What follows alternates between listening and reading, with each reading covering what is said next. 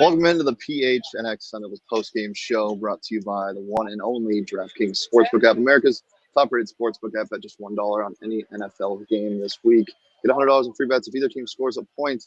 I didn't think there would be a point scored in this game for a while. Sun Devils dropped one of the most disappointing things I've seen in person, 51-29 to Washington State at home. Today I'm joined by Frank Burlison, touted U.S. basketball writer. Frank, thank you so much for joining me, and sorry this was the game you had to watch.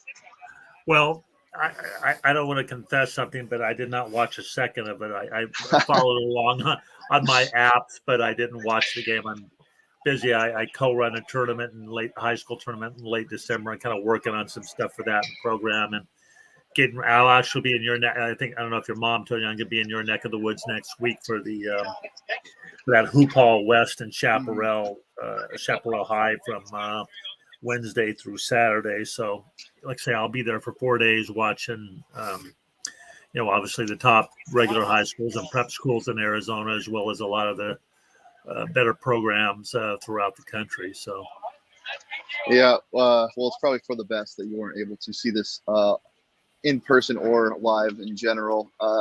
There was a point in the first half where no team scored a point for 7 minutes. ASU shot around 8% from the three-point line at one point. I think they finished shooting 12% from the free throw line. 11 for 55 from the field overall, 20% total. Only 6 assists for the Sun Devils tonight, only 8 for Washington State. Just overall ugly. Before this game, from a public perception and an outside looking in, what is ASU like from your standpoint? What do you think about this team?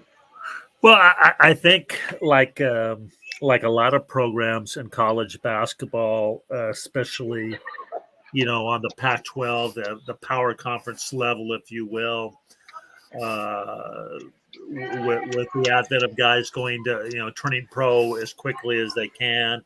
And now with the NCAA transfer portal, where basically, you have the opportunity to just up and leave if you're not happy with your playing time or any of your circumstances. Yeah. So ASU is like a lot of programs losing key guys. A couple, Jalen House. We saw what he did last night. If you noticed what he did for New Mexico going into Las Cruces, and he's had a tremendous season. And so again, Arizona State's like a lot of programs where you're losing. It's not only losing a lot of quality guys through transfer, or in Josh Christopher's case, going pro, going to the NBA, but also now you have to, these days there aren't a whole lot of really elite pro players around, in the spring, that high school players that you could find, and they're going to make a big difference. So, programs that lose players to the transfer portal have to go back into that same transfer portal and get players. So it's kind of a scramble situation when you're looking in May, June, and even August, where coaches are trying to, rebuild their roster with kind of transfer. So now you're going to this, even though some of these players are 21, 22 years old, you still got to adapt to a new program and a new system and new coach and everything. So again, I think ASU, like a lot of programs, look at the University of Oregon. Obviously, they've had a little bit more success, but look at who would have ever dreamed that you'd see a Dana Altman team, take a couple shellackings like they did last week to, I think it was Houston and St. Mary's, and losing to BYU by 35, 36 points at home. So again, it's not a situation that's unique to ASU, and I think we can all get, anybody who follows college basketball, writes about it or talks about it for a living, you kind of learn early that I was talking about this with a couple of people, that you learn early that you don't want to overreact one way or another, positively or negatively, about things you see in November or December. I mean, look at Friday night. Duke and Paulo Banchero and their whole crew, Mark Williams and those guys go in and beat, arguably the best team, maybe the best team in the country in Gonzaga. Yeah. Everybody's, talking about Banchero being the one pick, and, Krzyzewski's going to go out with a national championship, and boom, 3 days later, they go in and lose to a Ohio State team after a big lead that had struggled. Yeah. So again, college basketball, more so than almost any of the major sports on the college level, is very, up and down. So, when you're dealing with a 3.5, 4 month season, there's a lot of ebbs and flows. And ideally, as Bob Hurley and his staff and everybody else, you want to hopefully be peaking by, January and February, certainly into January and February. And the other thing I think, not to brag this out, but one thing you notice is, I mean, back in the days when your mom and I and a whole lot of people were covering college basketball in the 90s and even later, the idea that conference games would start in a couple of occasions in November and November 1st, you never dreamed that was possible. The second half of November and all of December and early January was the non-conference games where, teams could work out a lot of their issues, lack of experience or things like that. And now you're because of the expanded conferences and uniqueness of conference schedules due to TV and stuff like that, they're turning around and playing conference games, barely 3 weeks into the season. Yeah, look, stuff can definitely change, and that's what I've kind of been preaching to Sun Devils fans after a rough start for the Sun Devils. Obviously, 5 straight isn't great, but the thing I can't get past is how much talent this team has and how much talent teams of Bobby Hurley's have had in the past in general, and the inability to create their own offense, whether it be during a fast break even, but especially in half-court sets. We saw it tonight. There was just no flow. There's nothing. There hasn't been a single go-to play or anything that the Sun Devils have been able to do, and tonight was the worst of it. Yeah. When you have a team that has almost no flow on offense, what is the fix? Where do you go to? Is it purely coaching, or is it because there's only 3 returning guys? What's the main reason that you think? Well, I think you hit upon it, Shane. Only 3 returning guys, and you look at Christopher Verge, Remy Martin, another guy who was, you forget he was a 4. Nobody forgets. I mean, you don't forget, but he was a 4-year high quality college player. Now you lose those guys. I mean, even look. Okay, here's a good example. Again, different level of I guess disappointment right now. But I was just glancing. University of Memphis lost to Georgia. With their supposed the great Amani Bates and Jalen Durans, who's very good, and the great Anthony Hardaway and his staff of Larry Brown and Rasheed Wallace, and they're struggling. I mean, Georgia's going to be in the bottom 3 or 4 teams in the conference. So again.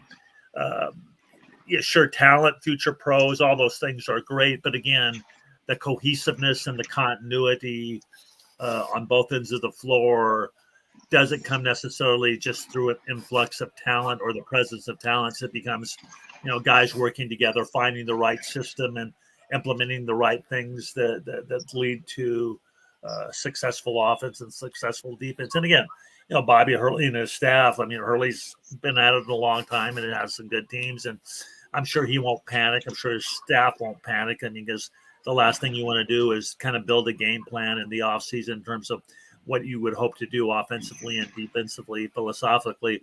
And then you just can't scrap it because you struggle for 2 or 3 games, even, when you're as offensively challenged as the Devils were tonight. So again, I think this is a team like Oregon. I allude back to Oregon. I mean, Dana Altman's not suddenly going to change what he believes in as coach because he's got a bunch of new guys who aren't meshing right now. He has to say, okay, let's maybe fine tune a few things, but work harder in practice. Build on a fundamental base and get guys, drill, as they say, and get cohesive. So again. ASU not where they want to be, not where anybody who follows them and where Bobby Hurley wants them to be. But, let's see in a couple of weeks and, let's see where it goes. Yeah. I mean, I think Shane, when you look at it, and again, I've discussed this with your mother and a lot of people who follow the sport. Again, was the Pac-12 outstanding in the NCAA tournament? Oh yeah, it was. Nothing quite like anything that the conference has done since maybe the mid '90s or something within the conference. But again, this is still the same conference. This is UCLA, which people were anointing the biggest challenger to Gonzaga, for the last 4 months. But that was the same team that went into the NCAA tournament with 4 consecutive losses and was down to 8 or 10 to Michigan State, and was probably a missed free throw or 2 by Michigan State away from going out in the first, that Tuesday night or Wednesday night game. And suddenly now, instead of referring to him, and I joke with Mick Cronin about this all the time in the summer, and he understands rally. Instead of being called, instead of getting a great extension and being called, the closest things to John Wooden since John Wooden, now they're getting ready to shove him out the door. So it's a funny sport, and I think the sound coaches realize you can't get too high or too low, and just kind of do your best on a daily basis, on and off the court, to do what you have to do to get better. Yeah, look, I think tonight was definitely an outlier for, both teams. Washington State's averaging around 83 points a game, and they didn't shoot the ball particularly well, obviously, in that first half either. ASU is not going to shoot 20% from the field consistently. It's just not going to happen. And their offense has been struggling prior to this, so that's a little bit of cause for concern. But as you said, as I've been saying, it's about who gets hot at the end of the year, and that's really all that matters. The concerning thing, however, was the atmosphere here. At Desert Financial. Things go bad, and even prior to the game being started, there wasn't the greatest crowd. And after ASU goes down early, and nobody wants to see ever consistent misses. Nobody wants to see a 7-minute scoreless stretch in a game, But at the same point, you shouldn't be booing a team that's trying to get on the right track. I feel like ASU fans have already given up on this team, and some of the players are starting to reflect it as well. I've been, you've grown up there all your life, and we kid about Tucson, and again the metropolitan Phoenix, Tempe, Scottsdale. Gilbert. There's a whole lot of things to do for entertainment, like in Southern California. Yeah. And if you think back to look at the crowds SC football has had, especially this year when they were struggling. Not every town, not every city is like, with a team professionally or college-wise through thick or thin. It just doesn't happen. And certainly Southern California, even with the great SC football and great UCLA basketball teams, it was a year or two that UCLA was getting 3,500 people, losing to Cal State Fullerton. So I get it. A lot of fans or supposed fans or followers are front runners, and again, I don't think anybody's ever accused Arizona State of having the most hardcore loyal basketball fans of all time either. So it is what it is. Yeah, the most disappointing part in the night, Marshawn Jackson, who's supposed to be the leader of this team, who I had really high hopes for, MAC Player of the Year last year, averaged around almost 20 points, 6 assists, and 6 rebounds. Had a tough night. He's had a tough start to the season in general. Only had one game where he was over 15 points. Tonight he sat on the bench until the 13-minute mark of the second half after starting the first half. Came in, didn't really give the best effort, and then was taken out of the game almost immediately by Hurley. My eyes followed him to the bench, and Hurley's definitely a hard ass on his players, and I get that, but not even a high five or a word was exchanged. It just gives me memories of Remy Martin last year when things got rough with the team chemistry, and I'm just hoping that this team doesn't fall off chemistry-wise too early in the year. That will be that will tell the tale, as they say. Look at again. I hate to keep bringing this back to other programs, but what's going on with Arizona State this early in the season is in a unique situation. You look at Memphis. You look at you look at again the University. There's no. When I tell you this, there is nobody who's a better coach than Nate Altman. In terms of every aspect of basketball, including the ability to mesh a lot of newcomers and players from different styles of play and different backgrounds, and they're struggling right now. So again, I think, December 1st is certainly, for any program, it's too early to make too much of a judgment, one way or another. Again, if people, again, we were talking about Duke, if you watch that game against Gonzaga, you're thinking, oh my goodness. And then lo and behold, Ohio State team that had lost 2 or 3 tight games, still competition, beats them again. Again, we're talking about guys who are 18 to 21 years old, and those players have those highs and lows. My guess is, even though there was a nice crowd at Ohio State and it's a traditionally outstanding program, there's just no way in heck that, all those players were as focused and driven and pumped up for Ohio State as they were for Gonzaga Friday night in Las Vegas. Definitely. Well, before we go any further, I think the line on this game was 2.5 by Washington State. I almost guarantee the under hit on the DraftKings Sportsbook app. If you guys want, I think that, as you pointed out, I think the giddy people, either in the building or watching the game or in the little gambling chat rooms. I mean, they're just somebody who has some insight. Yeah. If this wasn't going to be our offensive powerhouse, is probably high-fiving everybody and their mother right now. Yeah, I can't imagine having the over in this game. If you want to bet on a college basketball game like this or anything else on the DraftKings Sportsbook app, download that today using that promo code PHNX when you sign up. You bet just $1 on any NFL game. You get $100 in free bets if either team scores a point. Don't bet on ASU to score more than their team totals, I would say, in the next couple games until they get right. But it's safe, it's secure, it's reliable. It's a DraftKings Sportsbook app. That's 21 plus, Arizona only. Gambling problem, call 1-800-NEXT-STEP. New customers only. Eligibility restrictions apply. See DraftKings.com/sportsbook for details. That brings us to the lyric of the game. This is how I was feeling the entire night. I told the fans I would sing. I would start to sing on these shows, but I'm not going to tonight because it's just too somber in this arena. The lyric of the night tonight comes from a Jack Harlow song. The lyric of the night is as simple as this: just turn off the lights. That would have been a lot better viewing wise for this ASU Washington State game.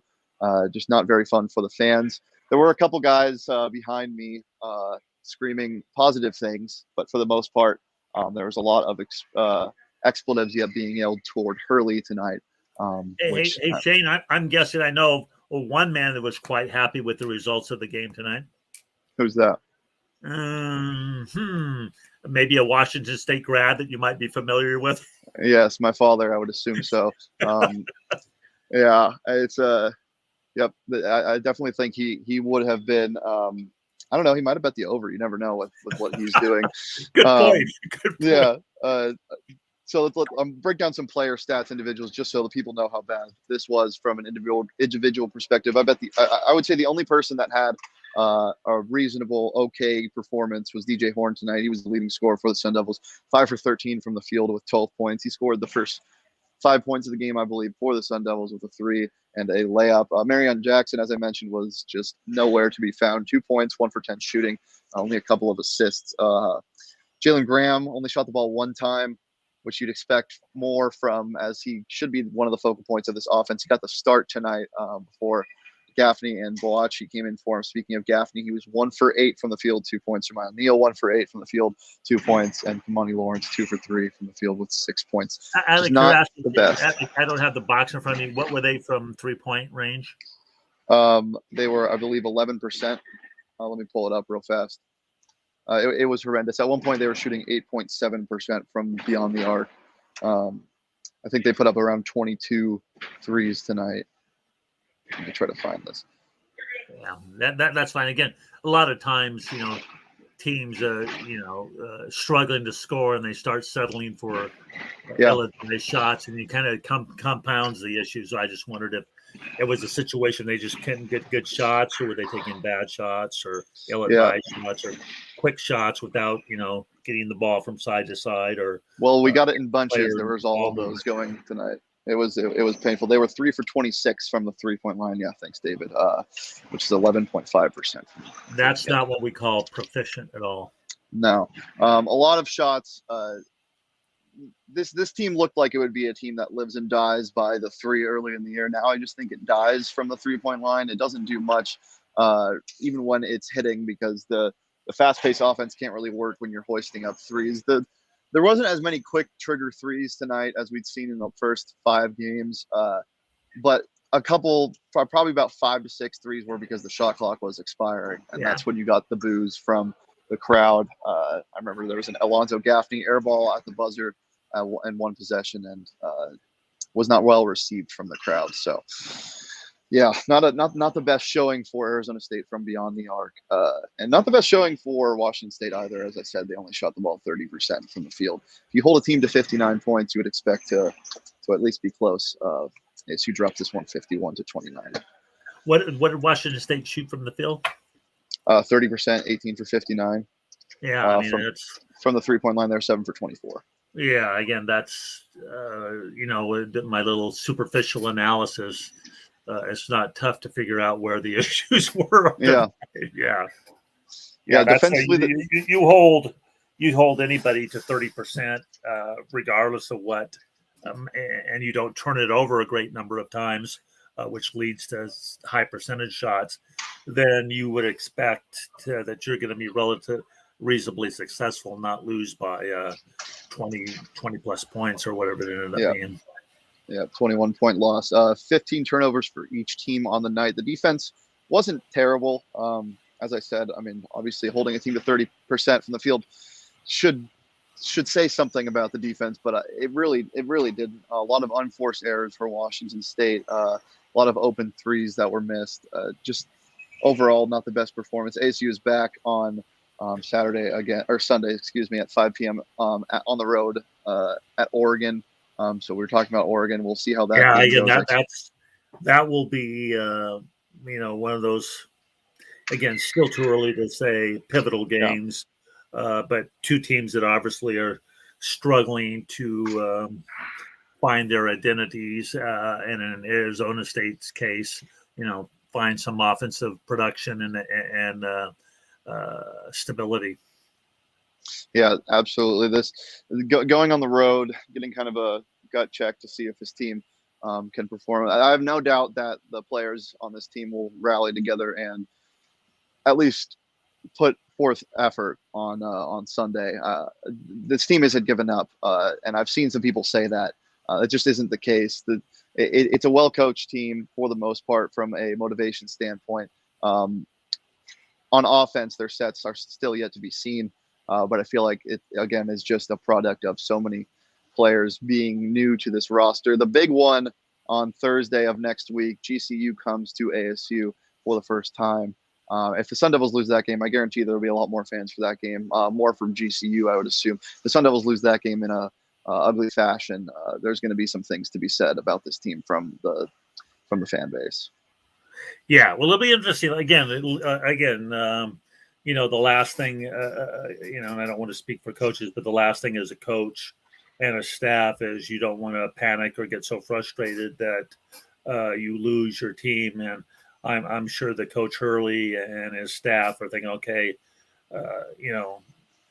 what do we got to do to get these guys from hanging their heads and getting frustrated and, having the same kind of reaction as from what you were saying as some of the fans are, where you're just kind of, where they're kind of emotionally, some of the fans are ready to toss in the towel. Again, we're 3+ weeks, give or take, into the season. Yep. And again, you think back to, UCLA, again, not that they're going to have that kind of miraculous run, but you think back to UCLA, a year ago or at this time and the way they were struggling and things like that. And again, the good programs and the successful coaches realize that, if you're the best team you can be in November or even December 1st, then, maybe you don't have a whole lot of, your ceiling's too low as a program. And because again, unless you're a team like Gonzaga last season, where they had so much,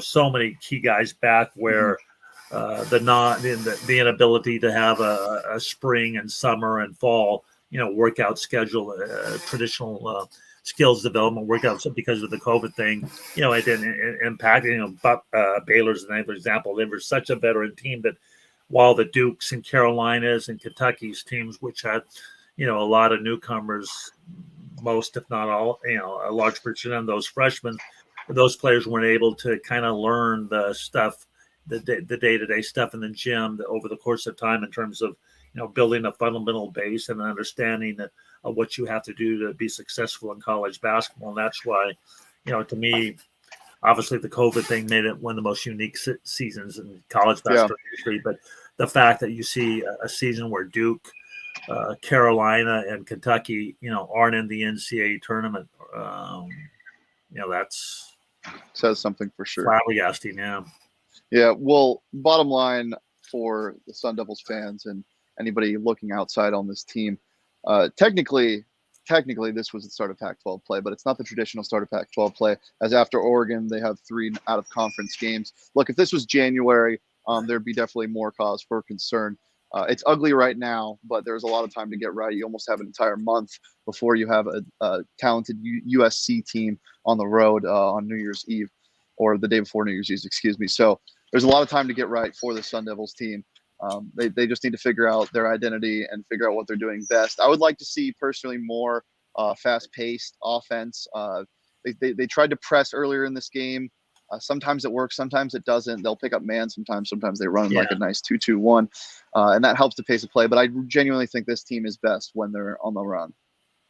Yeah, and again, everybody wants to, like they always say, everybody, even the coaches would love to run and get high percentage shots and get out in transition, but a lot of times those opportunities don't present themselves unless you're making great defensive stops and you're clearing every defensive rebound, and you got guys running the legs. And again, and a lot of it is the other teams. I mean, a team like Washington State, and Kyle Smith's a Randy Bennett guy, they have the same philosophy. They're not going to sell out their defense by crashing 2 or 3 guys after missed shots. They're going to say, okay, we're going to execute, get the best shot we can, and do everything we can to not allow easy shots and force you to score against our set half-court defense. And again, without seeing the game, my guess is there weren't probably a whole lot of opportunities, even when Washington State was missing shots,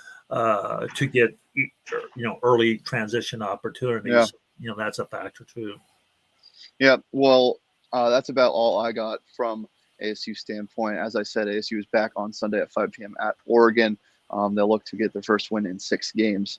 Then definitely a big game for the Sun Devils. Thank you for joining us on the PHNX Sun Devils live show, post-game show rather. You can follow me at Shane Dieffenbach. You can follow Frank Burlison at Frankie Burr on Twitter. You can follow PHNX Sun Devils show at PHNX_Sun Devils. If you're listening on audio, leave a review.